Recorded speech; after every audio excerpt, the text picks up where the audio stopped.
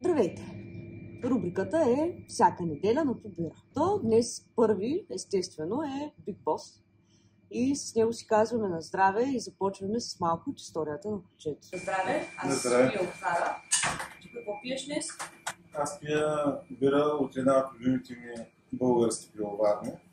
Затова сме се постарали от София, Бистрица до Сливен и Бургас. Всички хубави бири, които се правят с много любов и много талант, да са представени при нас. Супер!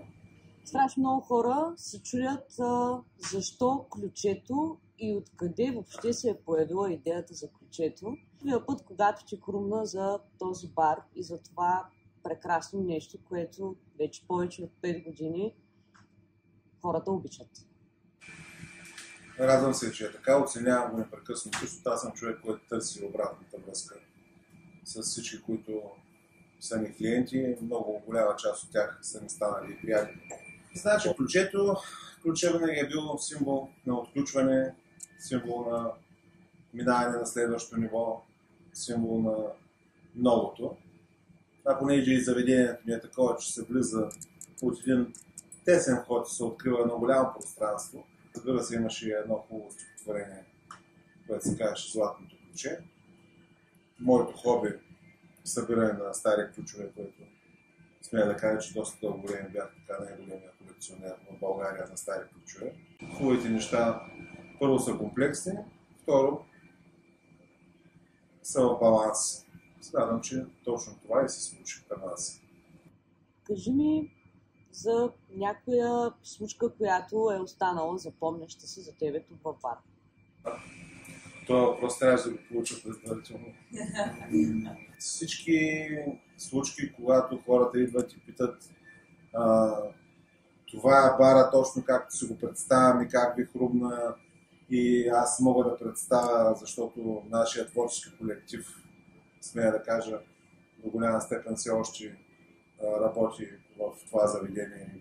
Мога да го покажа и да изкоментираме, всеки да каже това, с което е дошъл, с което е бил полезен, за да се случат нещата, защото аз не съм от хората, които се тупат гърдите и казват аз.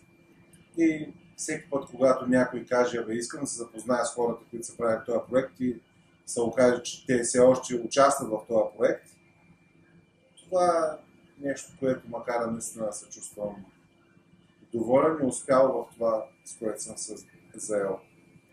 Имам екип, който много добре знае клиентите какво искат и са готови да им предложат новите бири от любимите пивоварни. Хубавите работи, които се случват непрекъснато и отключват точно този контакт, всеки да бъде запомнен в този бар, да бъде добре дошъл и да му бъде предложено това, което на него ще му хареса. Най-хубавото нещо е, че на този любим град Варна ние сме част от бирения експириенс. Можем да си направим минутка за реклама. До сега какво правих? Но въпреки всичко ние си имаме и други местенца. Едното ни е много ново. Това е Бивак 12. Да, Бивак 12 е заведение, което сме стартирали с 12 крана. Голаната бири са такива, които не са от тия 29, които имаме тук. Който взе дейно участие в оформянето на вътрешното пространство тук е там барман, заедно с Аса, момиче, което работи при нас повече от 10 години. Нещата са поверени в ръцете на професионалисти.